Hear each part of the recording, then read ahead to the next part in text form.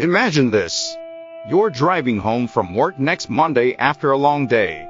You turn on your radio and you hear a brief report about a small village in India where some people have suddenly died, strangely, of a flu that has never been seen before. It's not influenza, but 4 people are dead. So the Centers for Disease Control is sending some doctors to investigate. You don't think too much about it.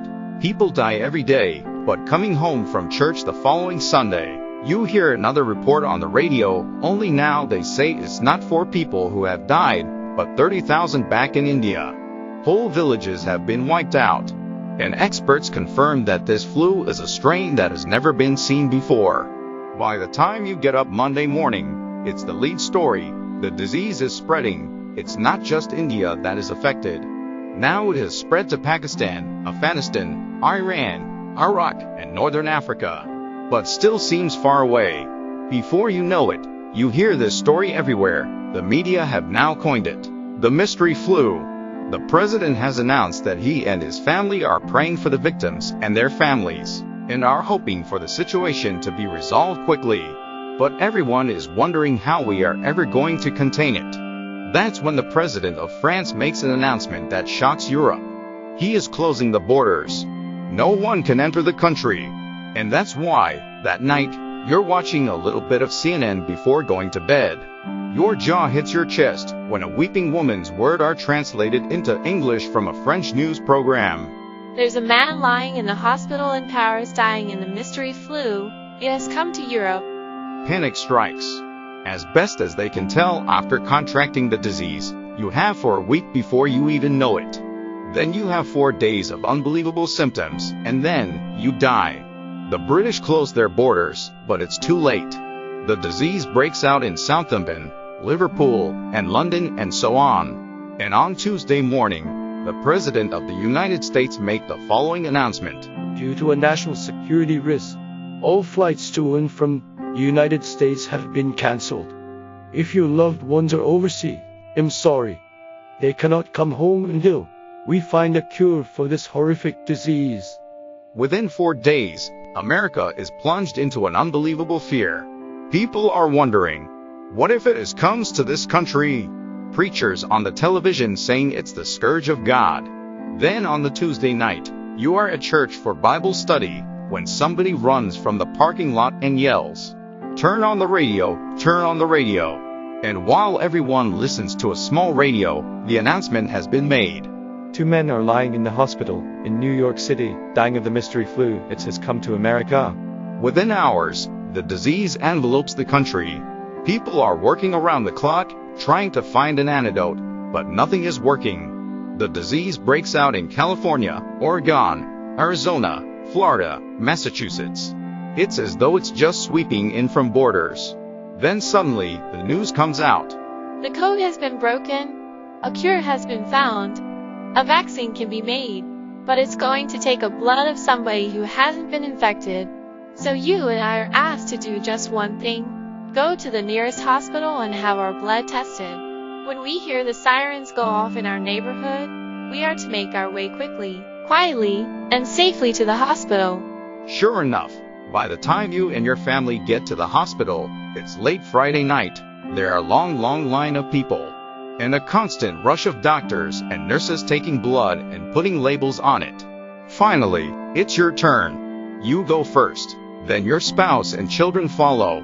And once the doctors have taken your blood, they say to you, "Wait here in the parking lot for your name to be called."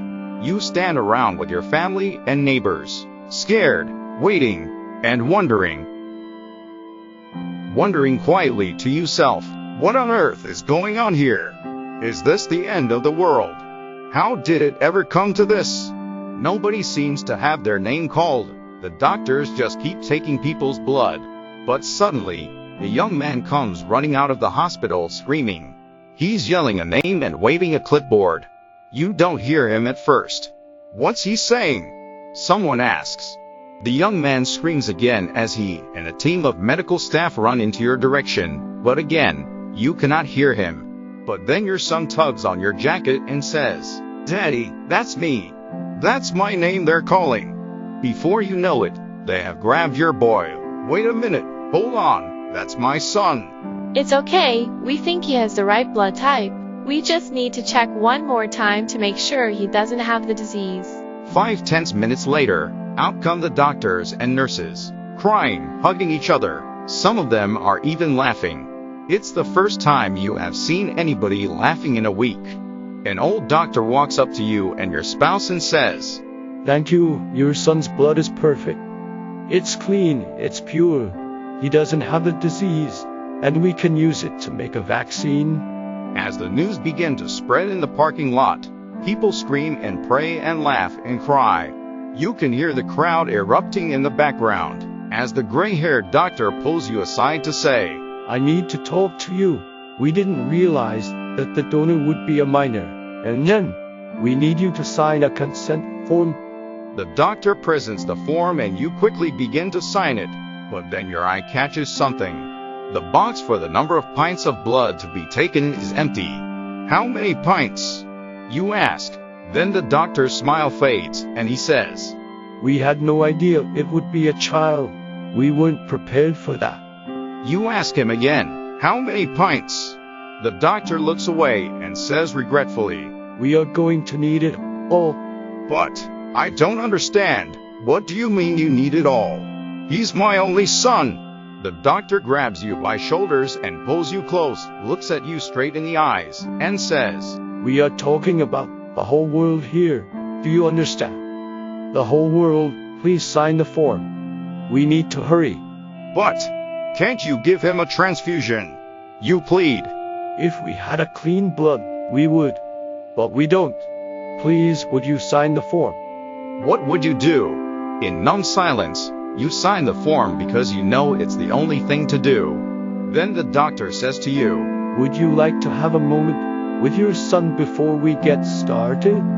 Could you walk into the hospital room where your son sits on a table saying, Daddy, Mommy, what's going on? Could you tell your son you love him? And when the doctors and nurses come in and say, I'm sorry, we have to get started now. People all over the world are dying. Could you leave?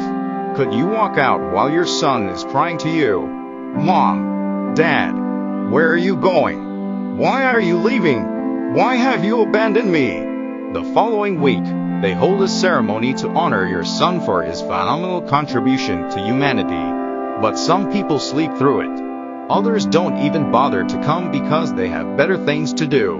And some people come with a pretentious smile and pretend to care, while others sit around and say, This is boring. Wouldn't you stand up and say, Excuse me, I'm not sure if you are aware of it or not. But the amazing life you have, my son died so that you could have that life.